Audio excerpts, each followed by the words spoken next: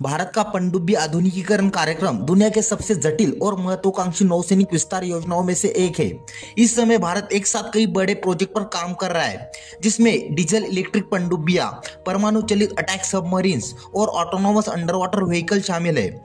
यह कार्यक्रम न केवल तात्कालिक जरूरतों को पूरा करता है, बल्कि आने वाले दशकों में भारतीय नौसेना को आत्मनिर्भर और क्षेत्रीय शक्ति के रूप में स्थापित करेगा।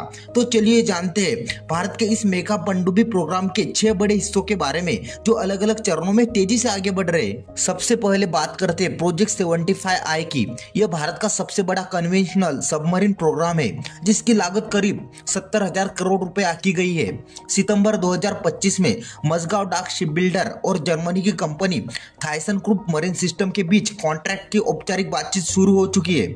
इस प्रोजेक्ट के तहत 6 अगली पीढ़ी की डीजल इलेक्ट्रिक पनडुब्बियां बनाई जाएंगी।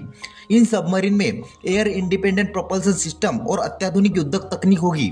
टीकेएमएस ने भारत की कई कंपनियों के साथ पार्टनरशिप भी की है। वीईएम टेक्नोलॉजी के साथ हेवीवेट टॉर्पीडो बनाने और टेस्ट करने के लिए समझौता हुआ है। वही एटलास इलेक्ट्रॉनिक के साथ एंटी सबमरीन वॉरफेयर सिस्टम पर काम चल रहा है। इस तरह यह प्रोजेक्ट भारत को टेक्नोलॉजी और इंडियनाइजेशन दोनों में मजबूती देगा। अब बात करते हैं प्रोजेक्ट 75AS की। यह एक तरह का स्टॉप गैप प्रोजेक्ट है। दरअसल 75I में हो रही देरी और लागत बढ़ने के कारण नौसेना की जरूरतों को पूरा करने के लिए 3 अतिरिक्त कलवरी क्लास सबमरीन बनाने की योजना बनी।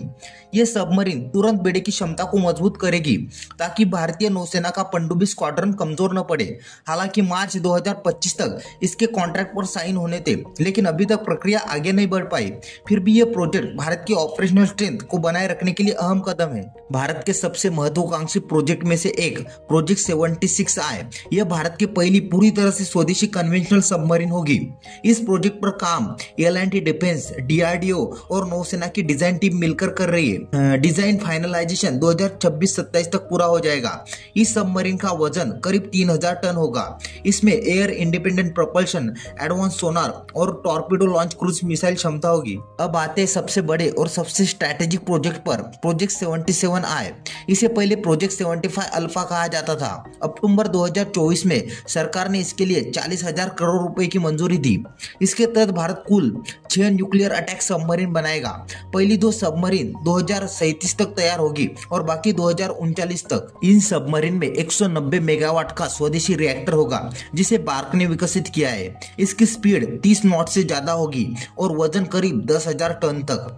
आयुध की बात करें तो इन सबमरीन में होंगे ब्रह्मोस मिसाइल, भविष्य के हाइपरसोनिक मिसाइल और वरुणास्त्र टॉर्पीडो। साथ ही ये सबमरीन मैन और अनमैन्ड दोनों ऑपरेशन को सपोर्ट करेगी, यानी इसके साथ एडवांस ड्रोन जैसे अंडर वाटर व्हीकल भी चलेगी। दोस्तों, इन सब प्रोजेक्ट को मिलाकर देखें तो साफ है कि भारत दुनिया की सबसे महत्वाकांक्षी पनडुब्बी योजनाओं पर काम कर रहा है।